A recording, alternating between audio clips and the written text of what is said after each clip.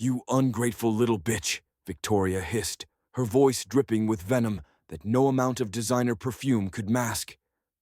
"You think you're special? You think because your father married me, you still matter in this house?" The sound echoed through the marble foyer like a gunshot. Clara's face burned where her stepmother's hand had connected with her cheek, the sting spreading like wildfire across her brown skin. She was 15 years old, and in that moment, standing in the grand entrance of what was supposed to be her home, she felt smaller than she ever had in her entire life. Clara's eyes watered, but she refused to let the tears fall.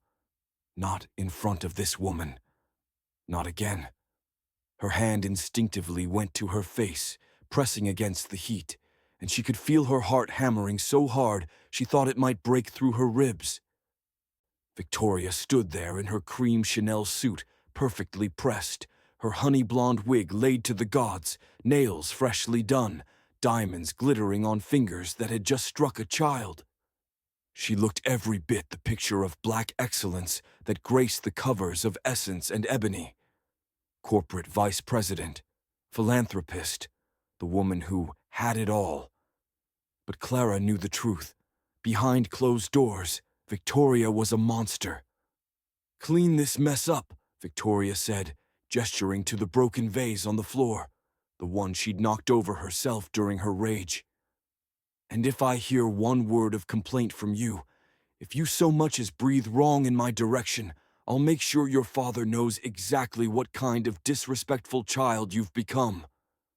Clara's throat tightened. She wanted to scream. She wanted to run to her father's office downtown and tell him everything. Every cruel word, every missed meal, every night she'd cried herself to sleep in her room while Victoria played the perfect wife downstairs. But she couldn't, because her father, Benedict Bennett, the man who'd built a tech empire from nothing, who'd pulled himself out of the projects in West Baltimore and became one of the richest black men in America, was never home.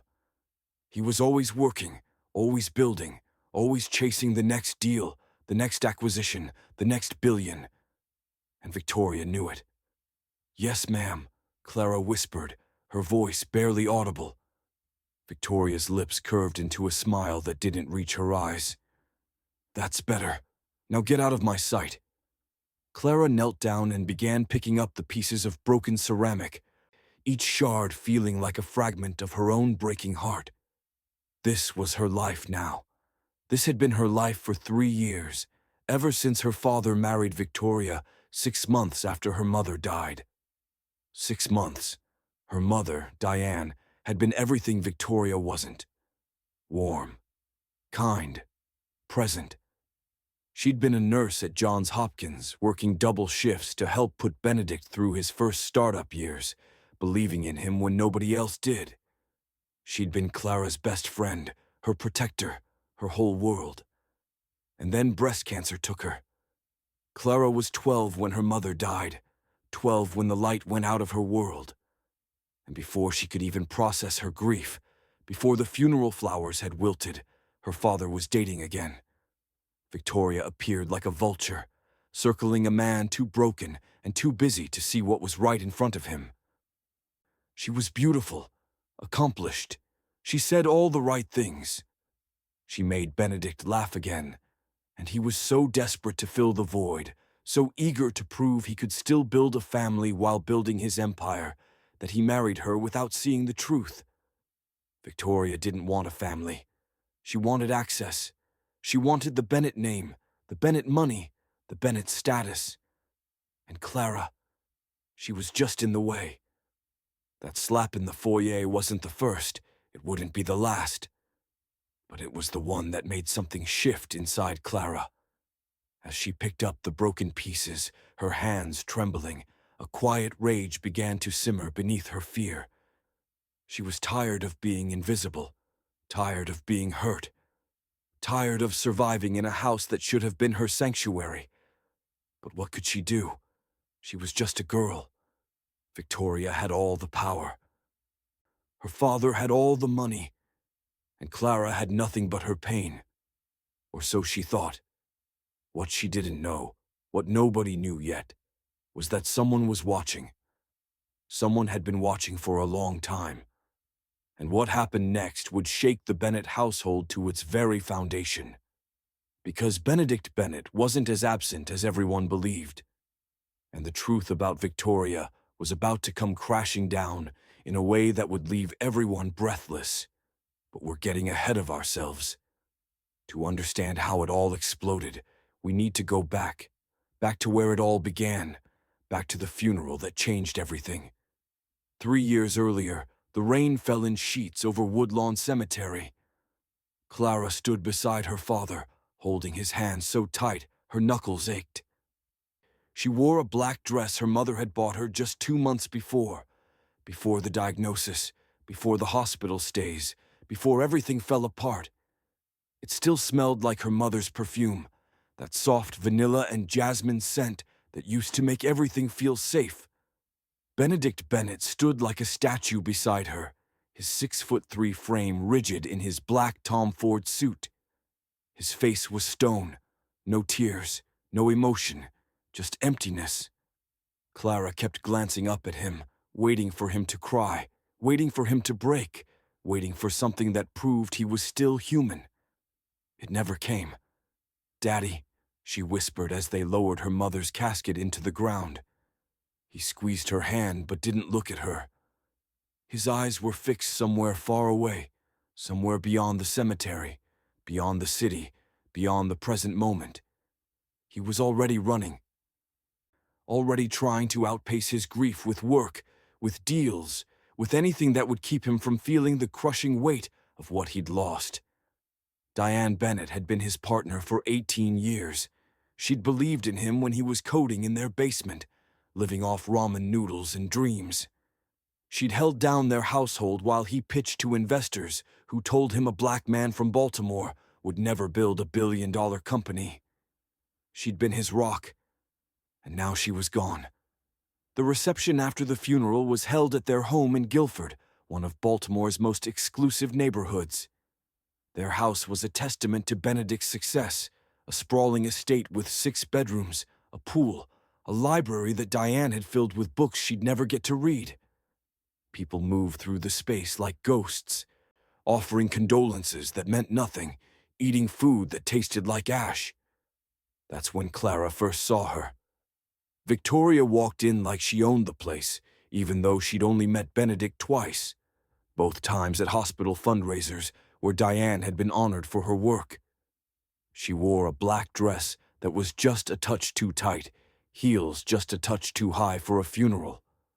Her makeup was perfect, her lips painted a deep burgundy that Clara's 12-year-old brain immediately coded as wrong. "Benedict, I'm so sorry for your loss," Victoria said, her voice honey-smooth as she approached Clara's father. She placed a hand on his arm, and Clara watched her father's face change. Just slightly. Just enough. "Thank you for coming, Victoria," Benedict said, and there was something in his voice that made Clara's stomach turn. Victoria's eyes swept over Clara, a quick assessment that lasted less than a second.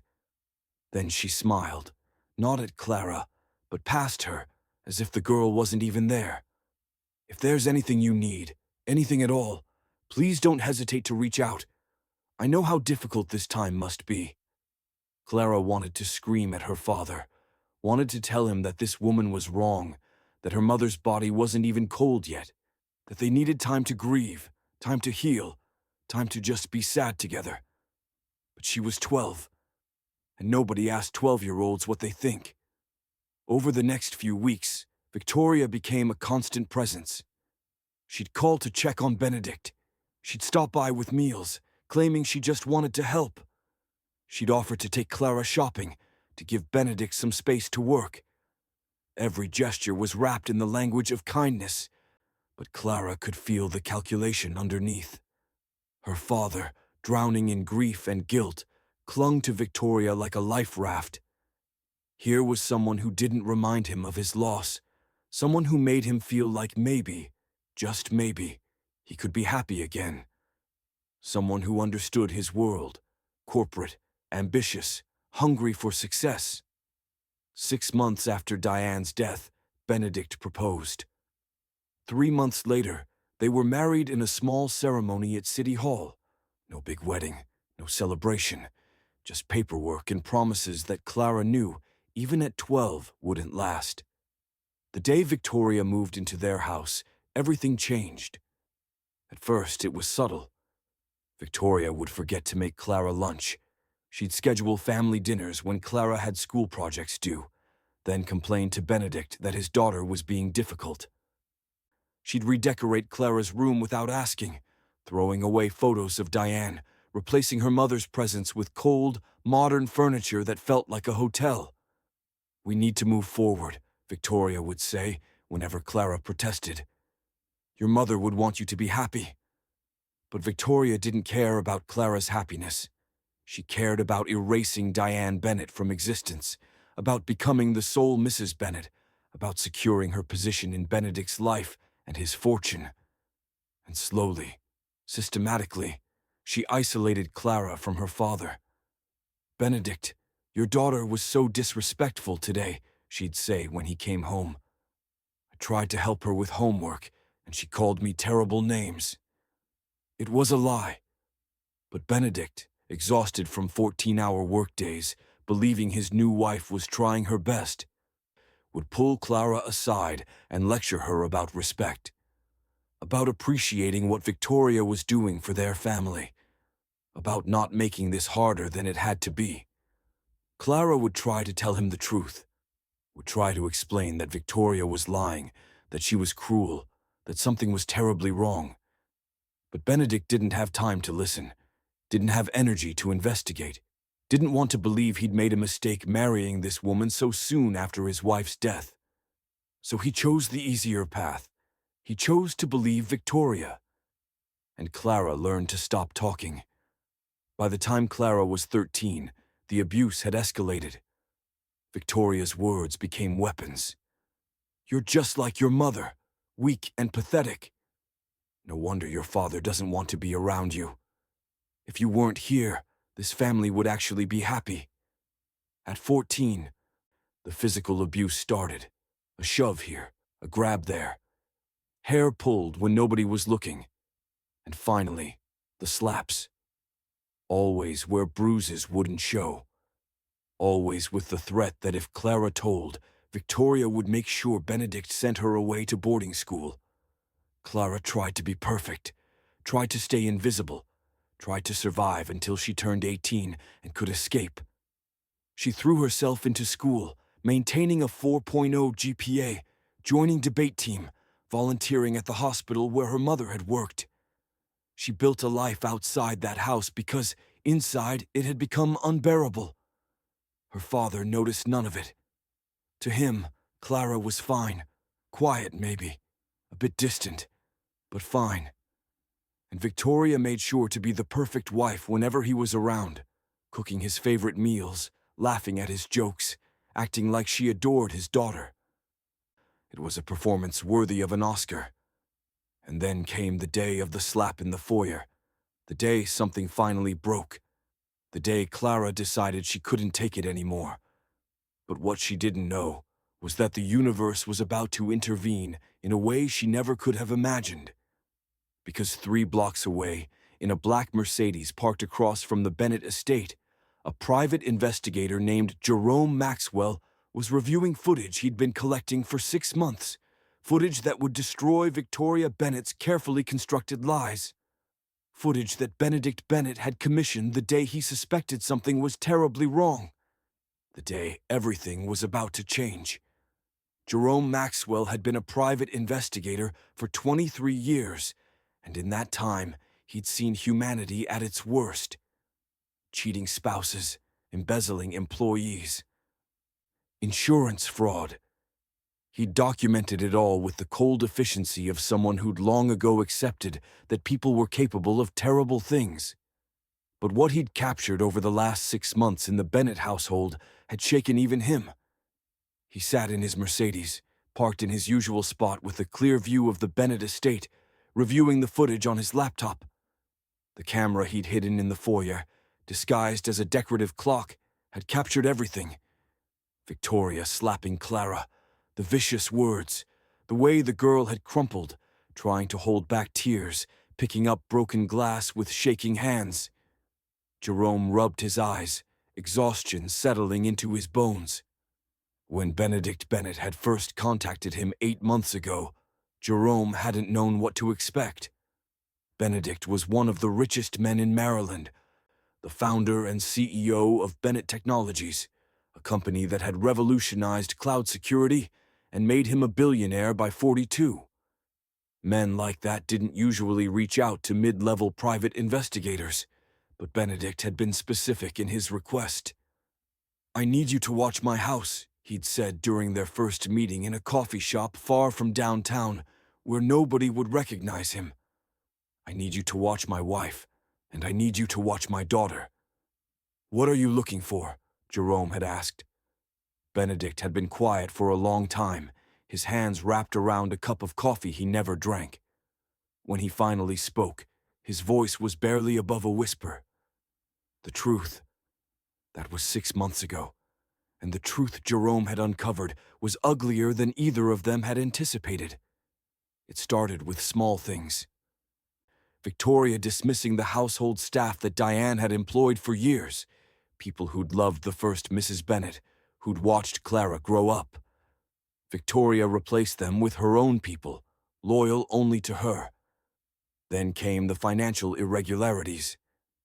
Victoria had been systematically siphoning money from household accounts, hiding purchases, creating a secret nest egg that Benedict knew nothing about. But the worst part, the part that made Jerome's blood boil, was what she was doing to Clara. The cameras had captured months of psychological torture. Verbal abuse that would make anyone's skin crawl. Deliberately withholding food as punishment. Forcing Clara to do degrading tasks like cleaning Victoria's bathroom with a toothbrush.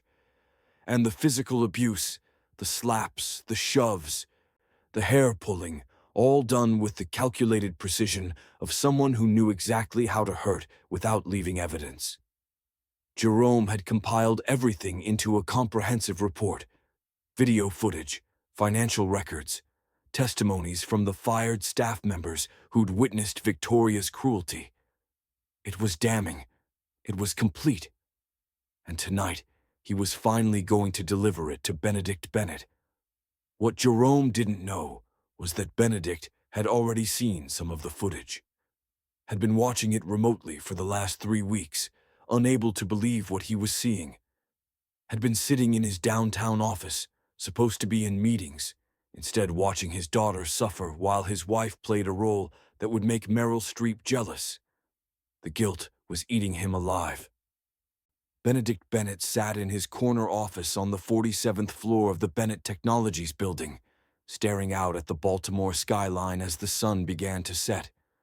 From here, he could see the harbor, the stadiums, the neighborhoods stretching out toward the suburbs where his daughter was probably hiding in her room, trying to stay out of Victoria's way. His daughter, his baby girl, the one piece of Diane he had left. And he'd failed her.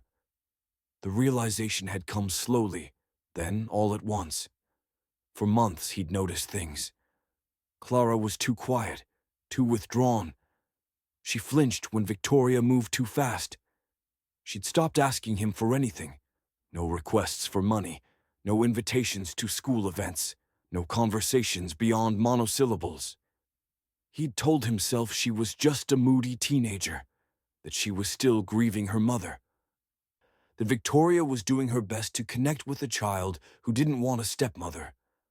But deep down, in a place he'd been afraid to look, he'd known something was wrong.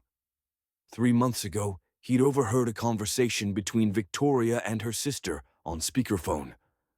Victoria had been in her office, door cracked, and Benedict had been walking by when he heard it. "The girl's such a nuisance," Victoria had said, her voice dripping with contempt. "I swear, if I could just ship her off somewhere, this would all be so much easier. But Benedict is too sentimental. He actually thinks she matters." Her sister had laughed. "Girl, you better secure that bag and then worry about the kid. Once you've been married long enough, You can convince him to send her to boarding school or something. Out of sight, out of mind. Trust me, Victoria had replied. That's the plan. I just have to play the devoted stepmom a little longer. Then it's just me, Benedict, and all that beautiful money. Benedict had stood frozen in the hallway, his heart turning to ice. He'd wanted to burst into that room, wanted to confront her, wanted to throw her out of his house immediately. But he'd done something smarter, something colder. He'd called Jerome Maxwell instead. I need proof, he'd told Jerome that day. I need everything, every lie, every crime, every single thing she's done to my daughter. And I need it documented so thoroughly that she won't be able to talk her way out of it. For 3 months, he'd maintained the performance. He'd continued to be the busy executive, the distracted husband, the absent father. He'd let Victoria think she'd won. Let her get comfortable. Let her believe she was untouchable. Meanwhile, Jerome installed cameras, tracked financial records, interviewed staff members, built a case that would destroy Victoria's life the same way she'd been trying to destroy his daughter's. And tonight, it was all coming together. Benedict's phone buzzed, a text from Jerome. Package is ready. Meet at the usual place. Benedict typed back. No, bring it to the house. 9 p.m. It's time. He stood up, straightening his suit jacket, his reflection in the window showing a man who looked 10 years older than he had 3 years ago. Grief had aged him. Guilt had hardened him. But now, finally, he was going to make things right. He picked up his phone and made one more call.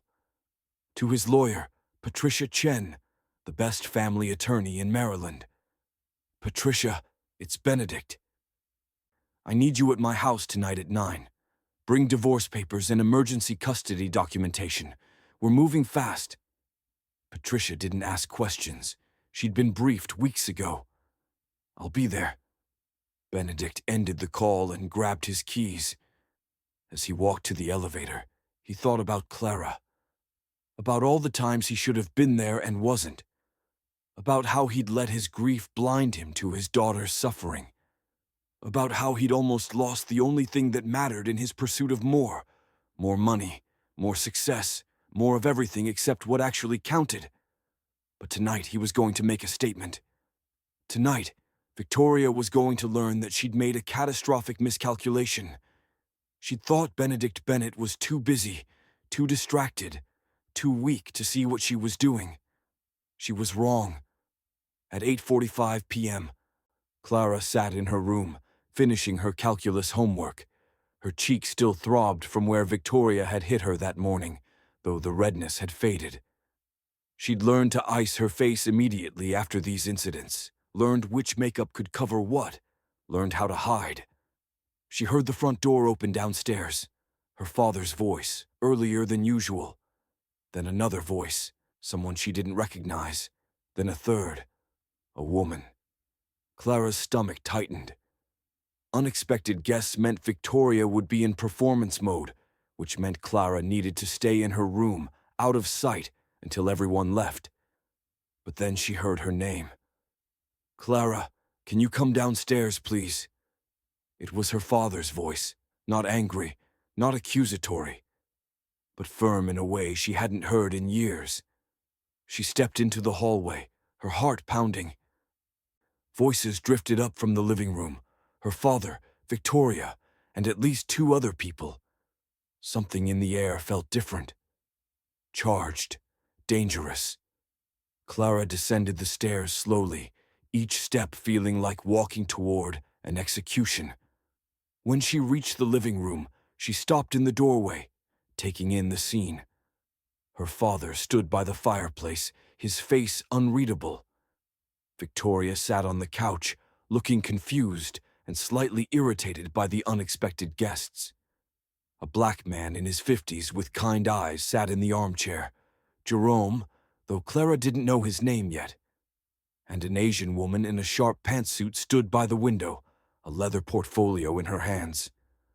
Clara, her father said softly. Come sit down, sweetheart. The way he said, "sweetheart," like he used to, before Victoria, before everything, made Clara's throat tighten. She moved robotically to the empty chair farthest from Victoria. "Benedict, what's going on?" Victoria asked, her voice sugary but with an edge of concern. "Why are these people here?" Benedict looked at his wife, really looked at her, for the first time in months. And Victoria must have seen something in his eyes because her face paled slightly. "Victoria," Benedict said, his voice calm and cold, "I'd like you to meet Jerome Maxwell. He's a private investigator I hired 6 months ago to look into some concerns I had about our household."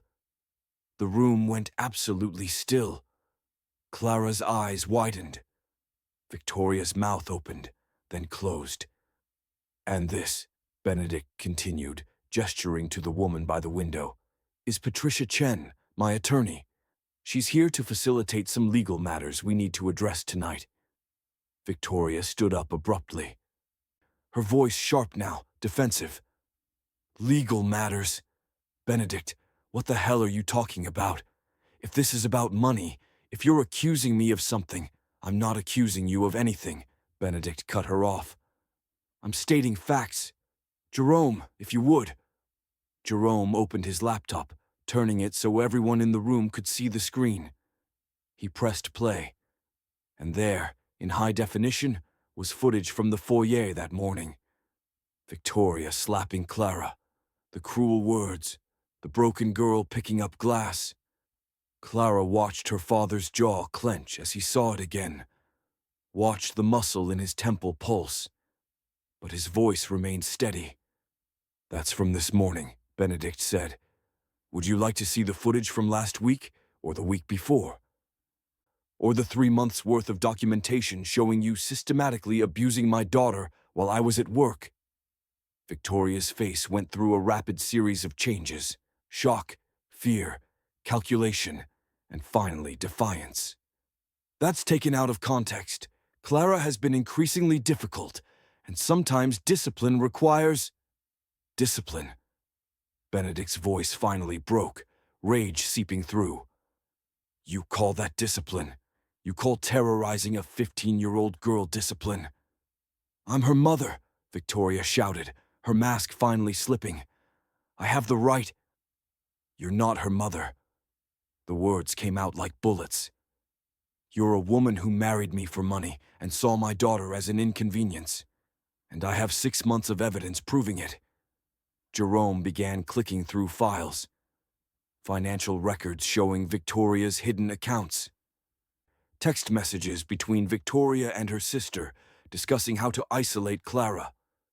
Testimonies from former staff members about what they'd witnessed before Victoria fired them to cover her tracks.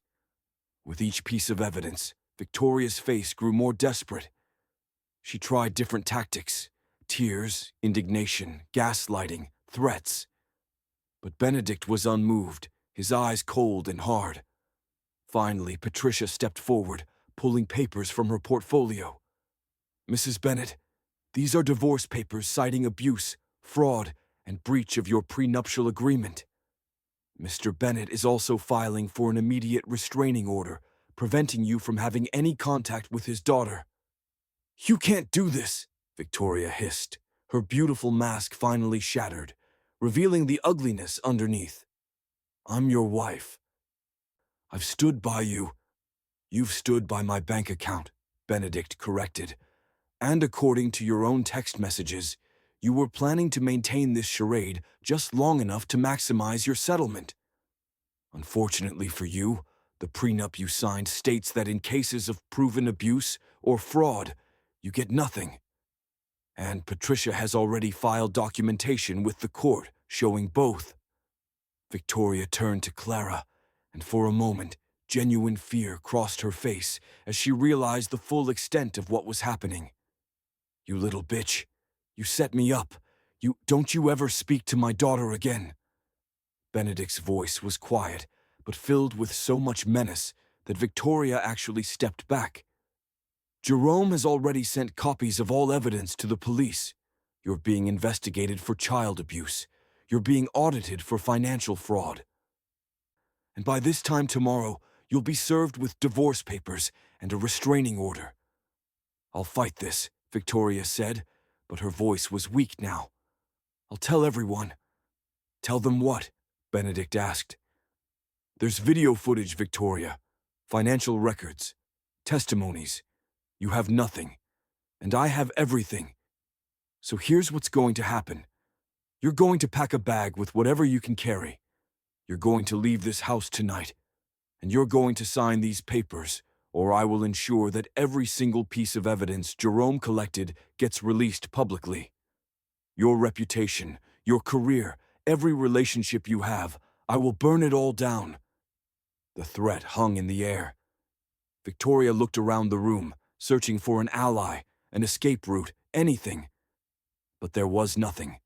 She'd been caught, completely and utterly caught. You have 30 minutes, Patricia said, checking her watch. After that, we're escorting you out regardless of whether you've packed. Victoria stared at Benedict one last time, and Clara saw it, the moment she realized she'd miscalculated. She'd thought Benedict was weak, thought grief had made him controllable, thought she could play him forever. She'd forgotten that the man who'd built a billion-dollar empire from nothing was not someone to underestimate. That his silence hadn't been weakness, it had been strategy. Without another word, Victoria turned and walked upstairs. They could hear her moving around in the master bedroom, throwing things into suitcases, her movements frantic. Benedict finally turned to Clara. His daughter sat in the chair, tears streaming down her face, her body shaking. He crossed the room in 3 strides and knelt before her, taking her hands in his.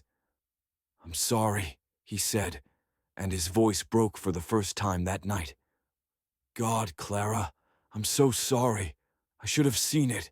I should have protected you. I should have been here. Clara couldn't speak. 3 years of pain, 3 years of silence, 3 years of believing nobody cared. It all came pouring out in sobs that shook her entire body. Benedict pulled her into his arms, and for the first time since her mother died, Clara felt safe. I've got you, Benedict whispered, holding his daughter as she cried. I promise you, I've got you, and I will never let anyone hurt you again. 27 minutes later, Victoria descended the stairs with 2 suitcases. Her face was carefully composed again, but her hands trembled as Patricia handed her the papers.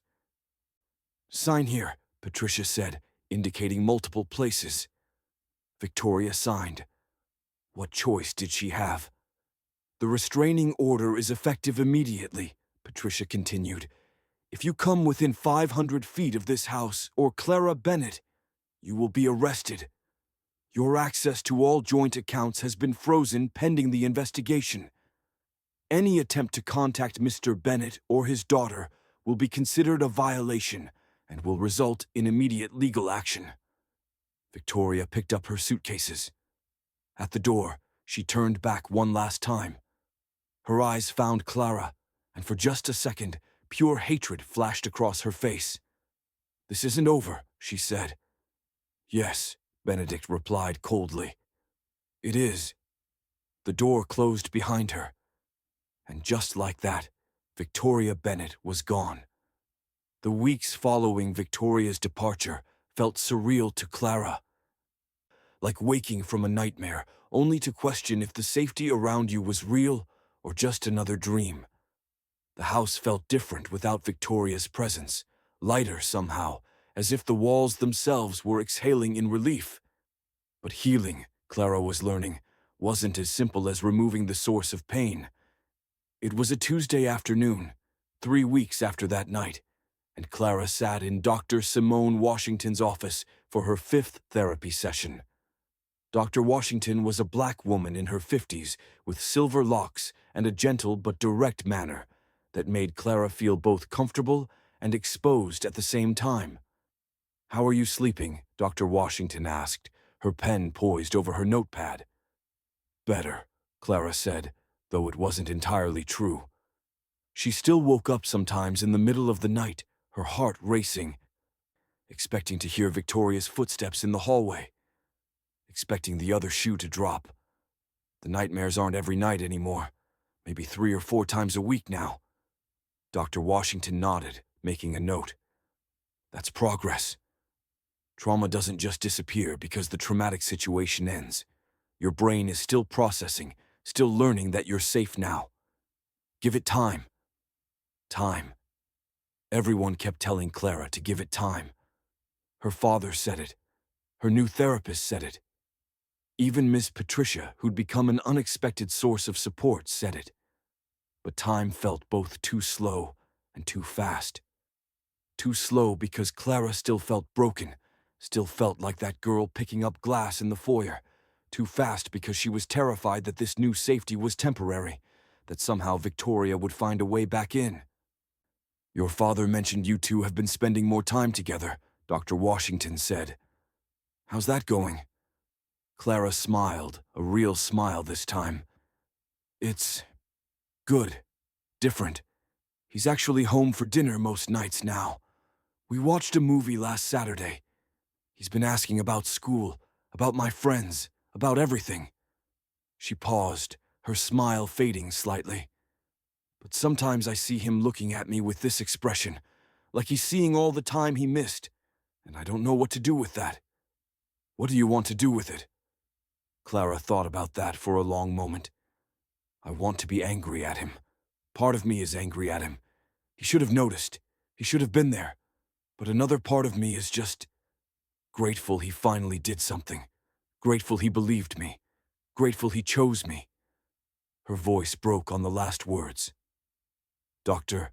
Washington leaned forward slightly.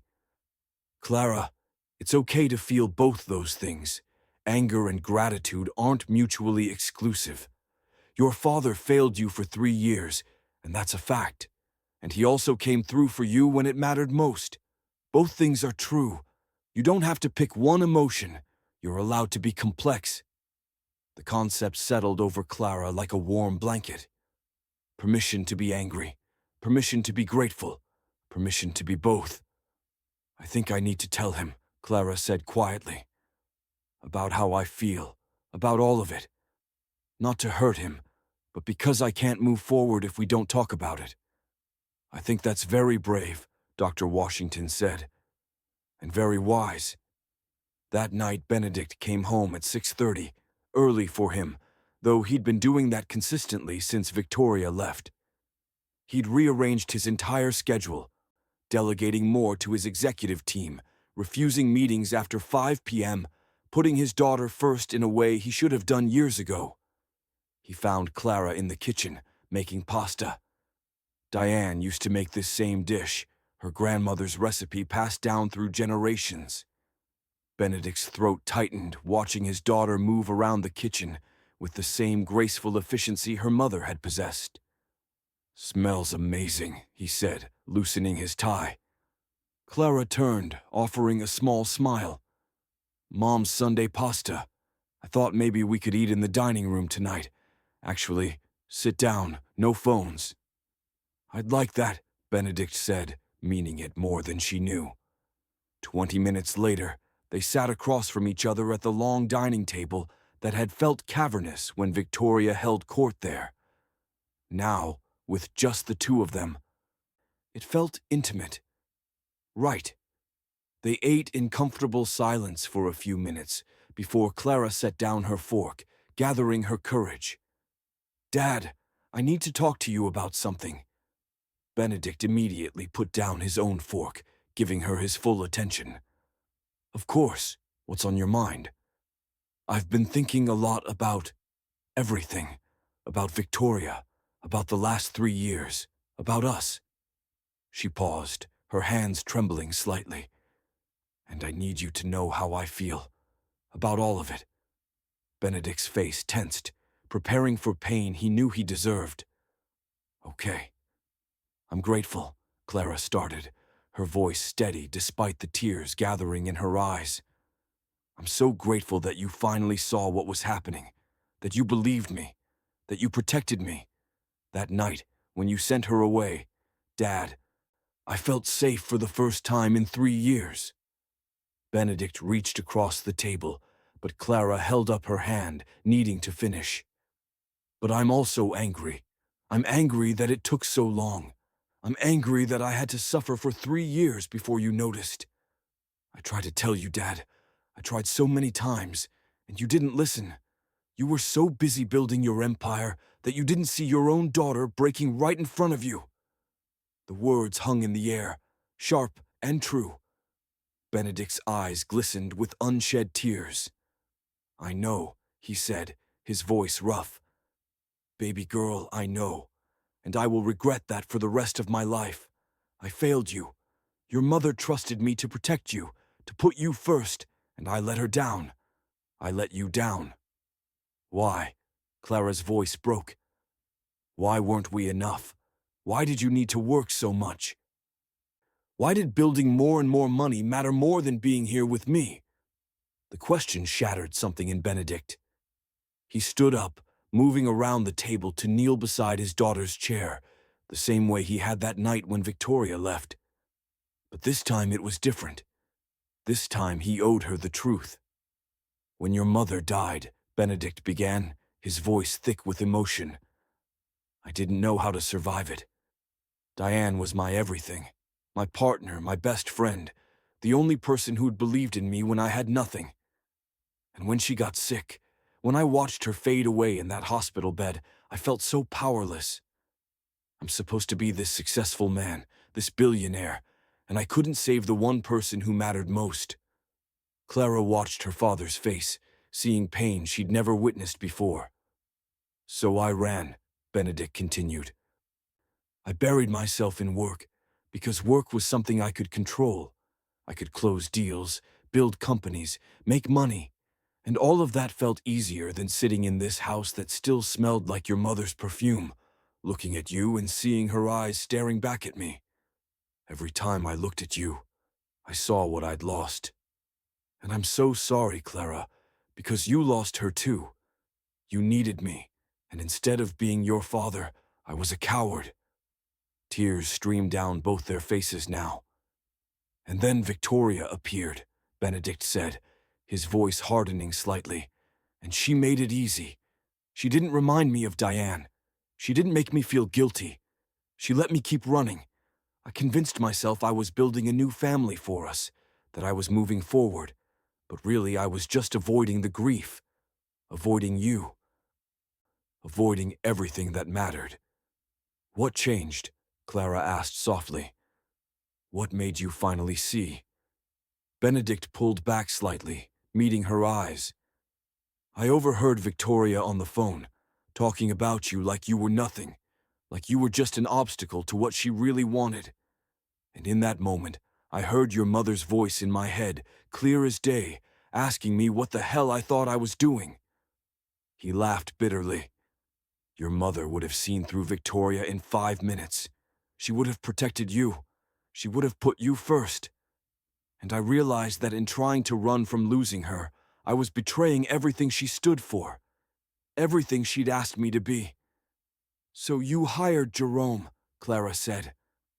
I hired Jerome, and I spent 3 months watching footage of what that woman was doing to you, hating myself more every single day.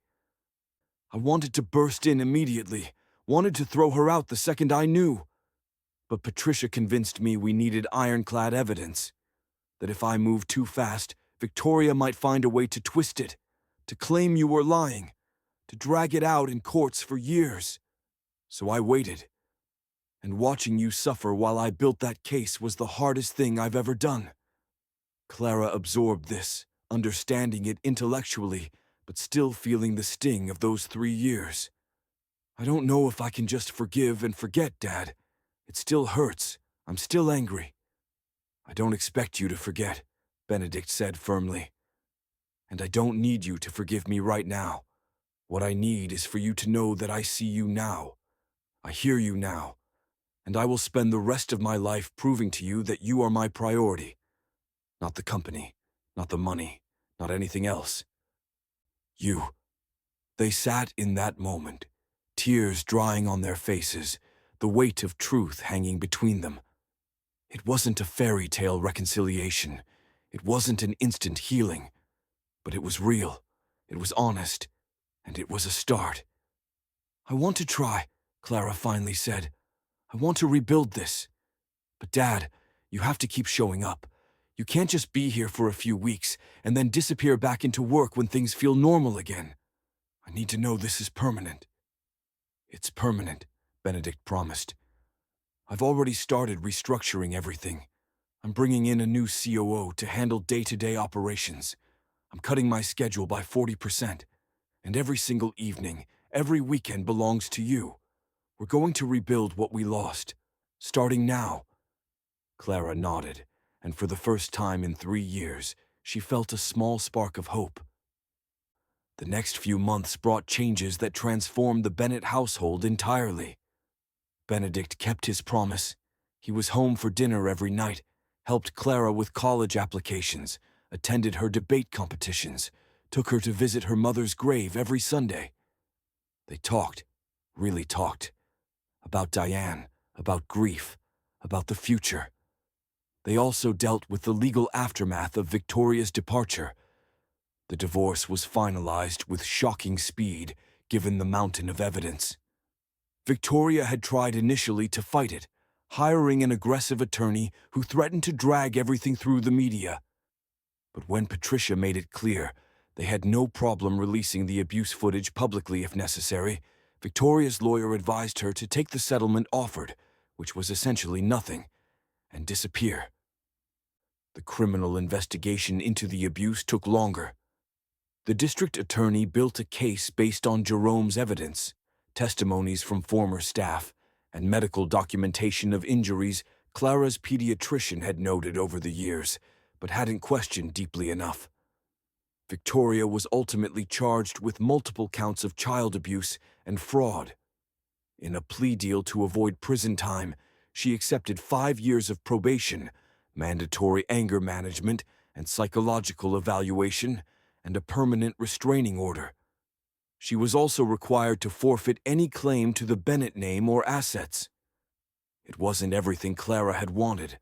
Part of her had wanted to see Victoria behind bars. But Dr. Washington helped her understand that justice sometimes looks different than revenge, and that the real victory was her freedom. Victoria moved to Atlanta, where her sister lived, and by all accounts became a bitter, diminished version of herself.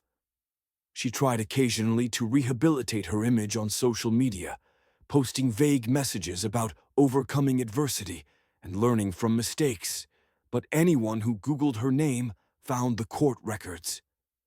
Benedict made sure those records stayed public.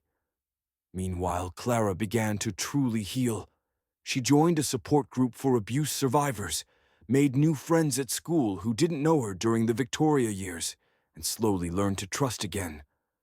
She discovered she had a passion for advocacy, for speaking up for kids who couldn't speak for themselves.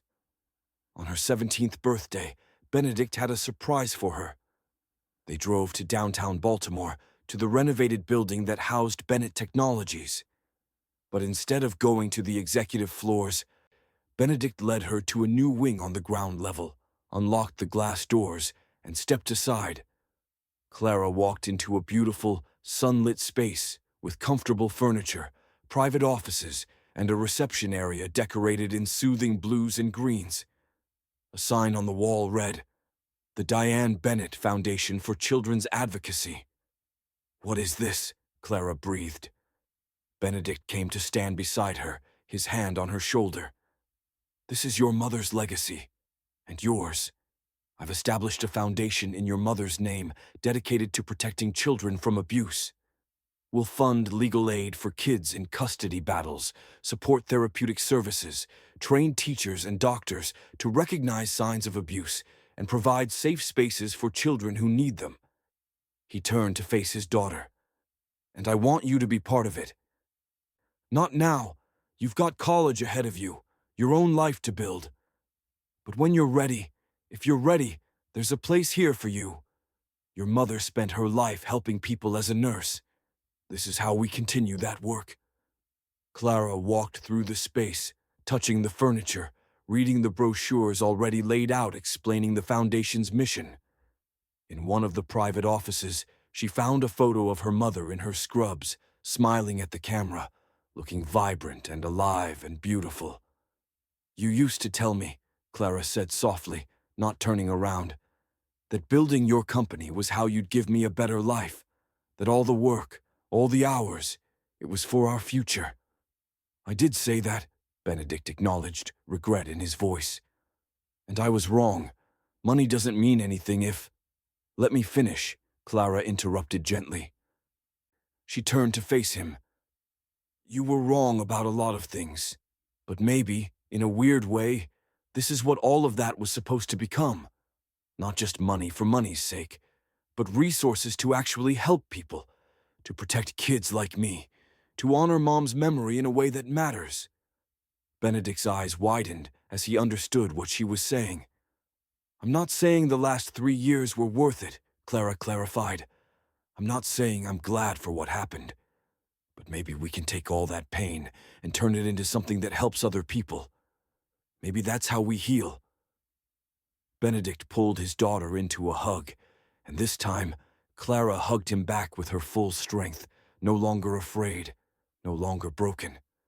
"Your mother would be so proud of you," Benedict whispered. "God, Clara. She would be so proud of the woman you're becoming." "She'd be proud of you too," Clara said. "For finally showing up, for choosing to be better.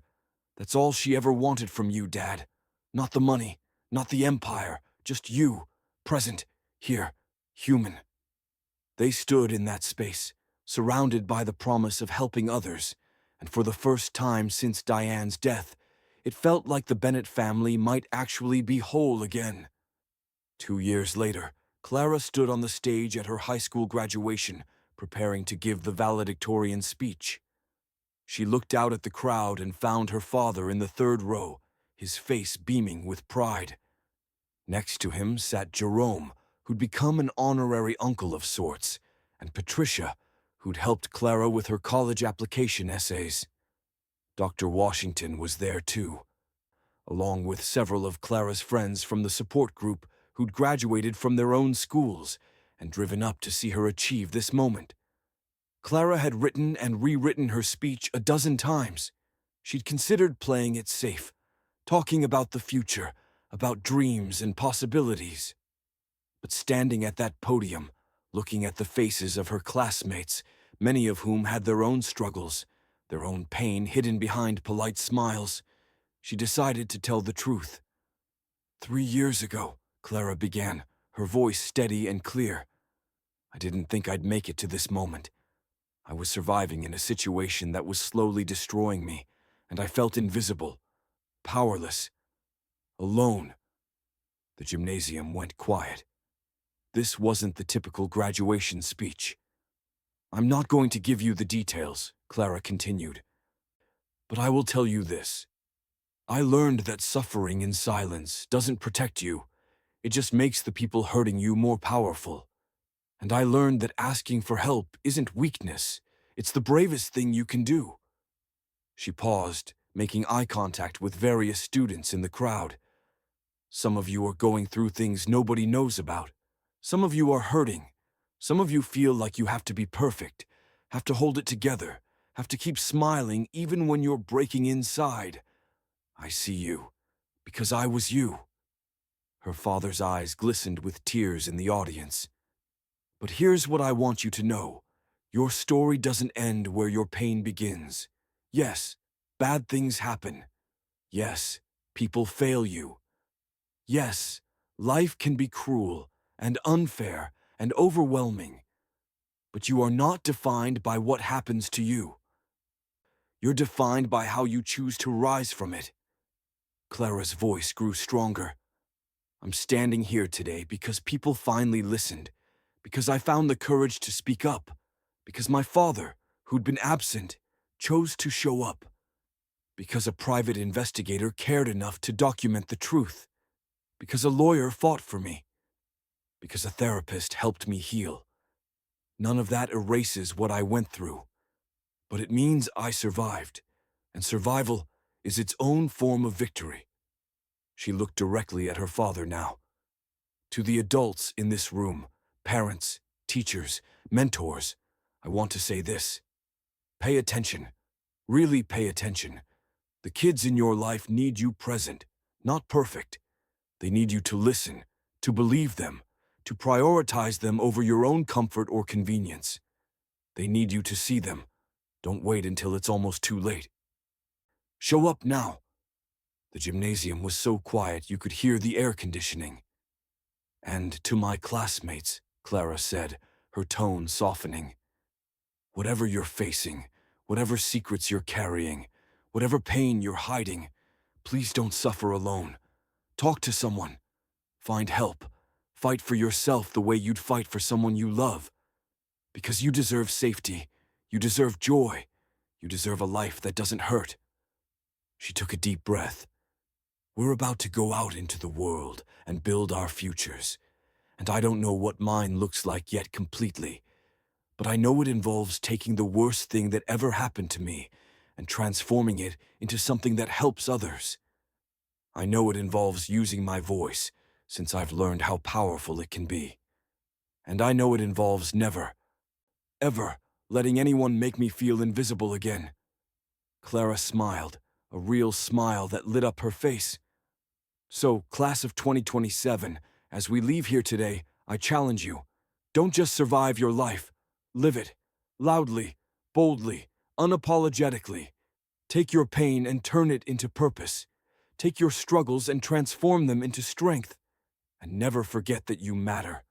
You have always mattered. You will always matter. She raised her hands, her graduation cap in one. We made it. Let's go show the world what we're made of.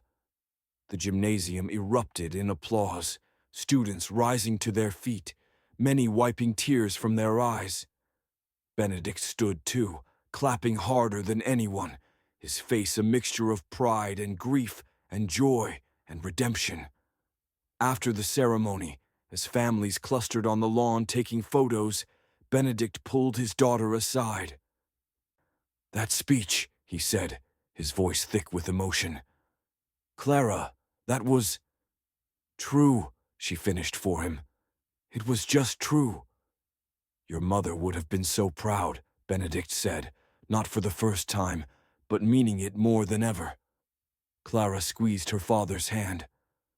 She'd be proud of both of us, for finding our way back to each other, for being honest, for choosing to be better. As they posed for photos, Jerome and Patricia jumping in, Dr. Washington adding herself to the group, other friends and supporters surrounding them. Clara felt something she hadn't felt in years. Peace. Not the absence of pain. She still had nightmares sometimes, still worked through her trauma in therapy, still carried scars that would never fully disappear. But peace in knowing she'd survived. Peace in knowing she was loved. Peace in knowing her voice mattered. 5 years later, Clara Bennett walked through the expanded offices of the Diane Bennett Foundation.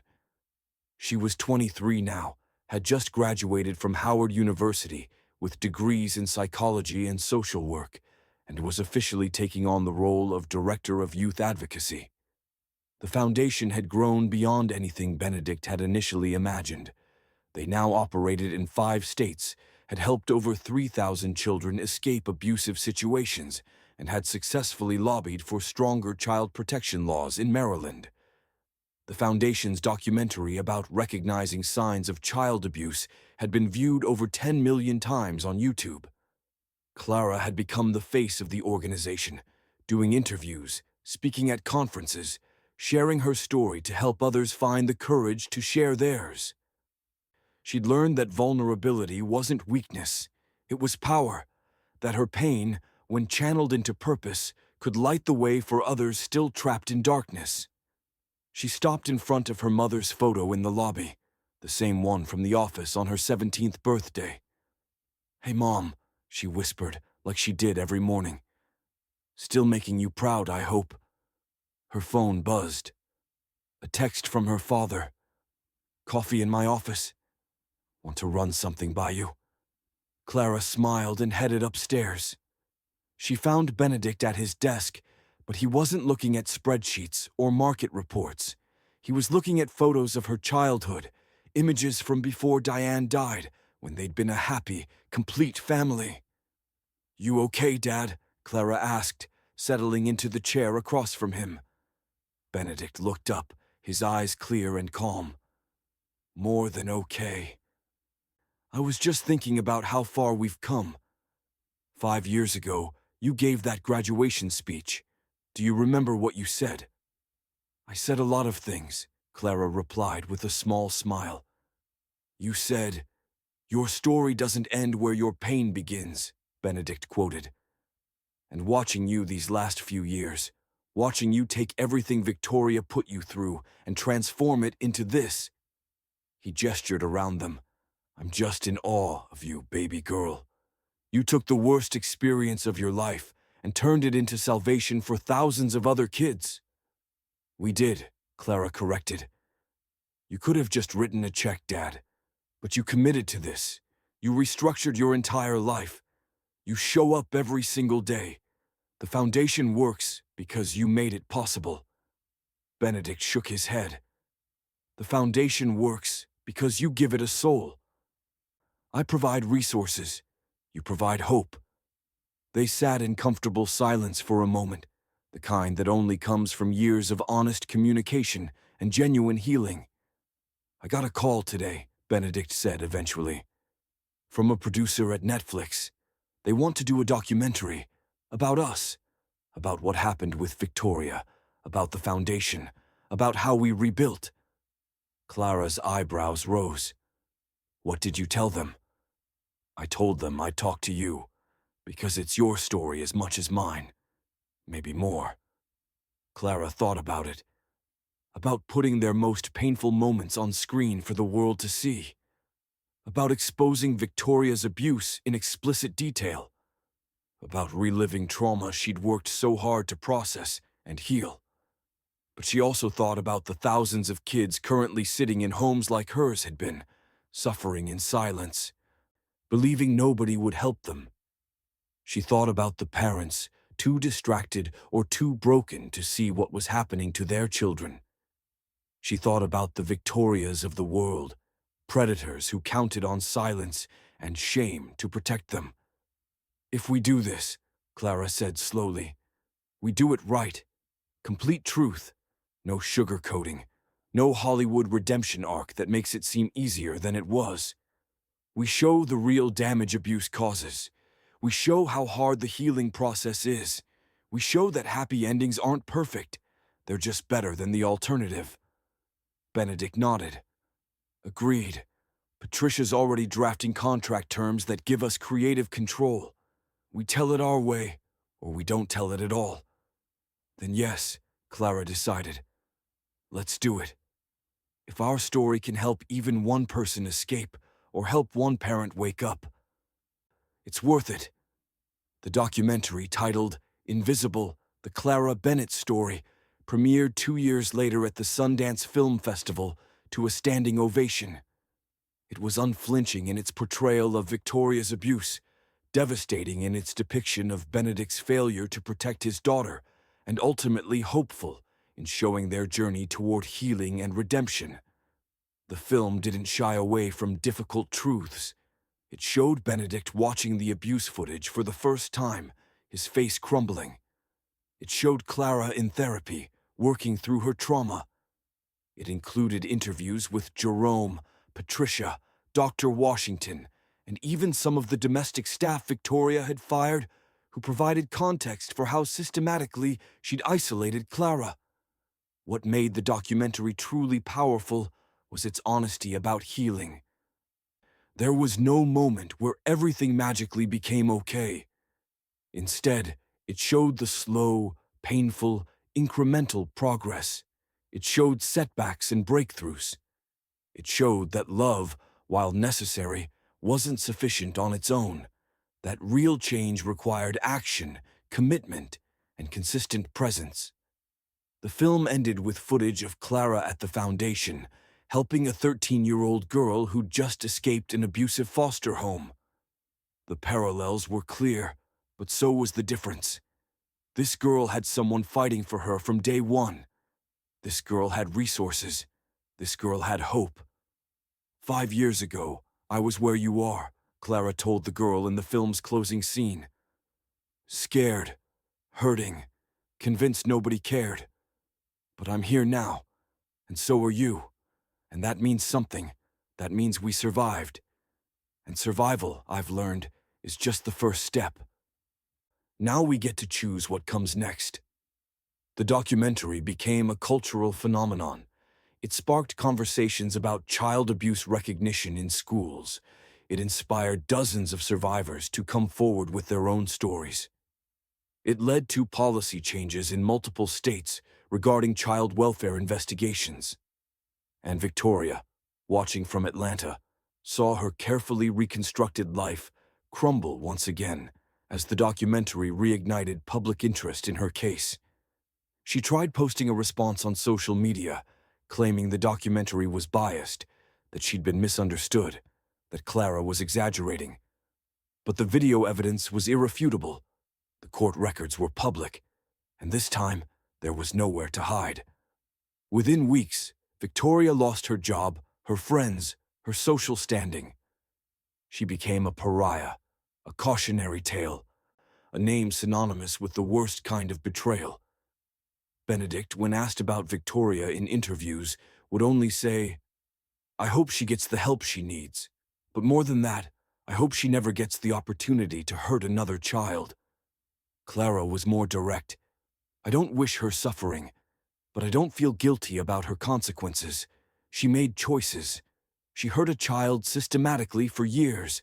The world knowing the truth isn't punishment, it's just accountability." 10 years after that night in the foyer, Clara stood in the National Museum of African American History and Culture in Washington, D.C. The foundation had been invited to create a permanent exhibit about child advocacy and the Black family's resilience in the face of adversity. She walked through the exhibit with her father, looking at the photos, the documents, the videos that told their story alongside dozens of others. Stories of Black children who'd overcome abuse, families who'd healed, communities that had rallied to protect their young. In the center of the exhibit was a recreation of that foyer, the broken vase, the footage playing on a loop. And next to it, a timeline showing what happened after, the investigation, the healing, the foundation, the lives saved. "It's strange," Clara said, standing in that recreated space, "seeing the worst moment of my life turned into a museum exhibit." Benedict put his arm around his daughter's shoulders. "It's not strange, it's powerful, because that moment, that terrible, painful moment, it's not the end of your story. It's not even the most important part. What matters is what you did with it." Clara leaned into her father, feeling the strength of his presence. The man who'd failed her had become the man who showed up every single day. The man who'd prioritized money over family had restructured his entire life to put her first. The man who'd been absent had become present. People weren't defined by their failures, she'd learned. They were defined by what they did after. "Do you ever regret it?" Clara asked quietly. "Marrying her, the 3 years I suffered?" Benedict was silent for a long moment, considering the question seriously. "I regret not protecting you sooner. I regret every single day you spent in pain. But do I regret the journey that brought us here, that forced me to wake up, to be better, to actually be the father you deserved?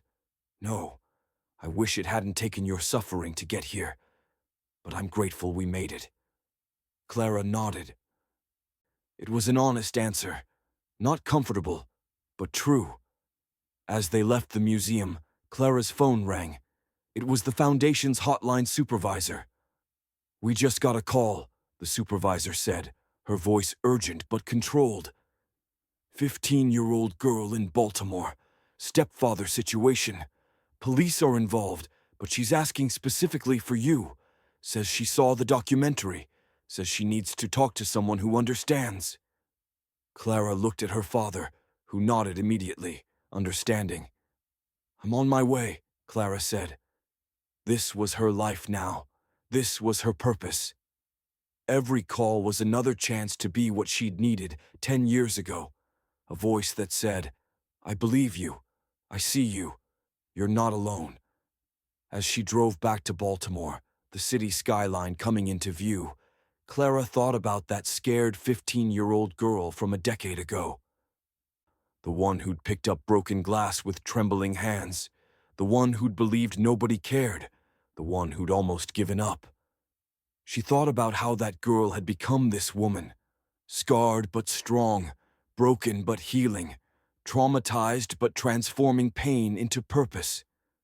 And she thought about the girl waiting for her now, probably scared, probably hurting, probably convinced she was invisible. I'm coming, Clara whispered to the wind. I see you, and I'm coming. Because that's what you did when you survived. You reached back. You pulled others forward. You transformed your pain into someone else's aid. You made sure nobody else had to suffer alone. And in the end, maybe that was the real revenge against Victoria. Not her public humiliation or her consequences, but the fact that her cruelty had created its opposite. A woman committed to protecting children, a foundation that had saved thousands, a story that gave hope to the hopeless. Victoria had tried to break Clara. Instead, she'd forged steel. Now I want to hear from you. If you were in Benedict's position and discovered what was happening to your child, would you have handled it the same way? Or would you have confronted Victoria immediately? Evidence or no evidence? And here's the harder question. Can a parent who fails their child for years truly be redeemed by finally showing up? Or is there a point where absence can't be forgiven? Drop your thoughts in the comments. I need to know what you really think. Because this conversation, it's just beginning.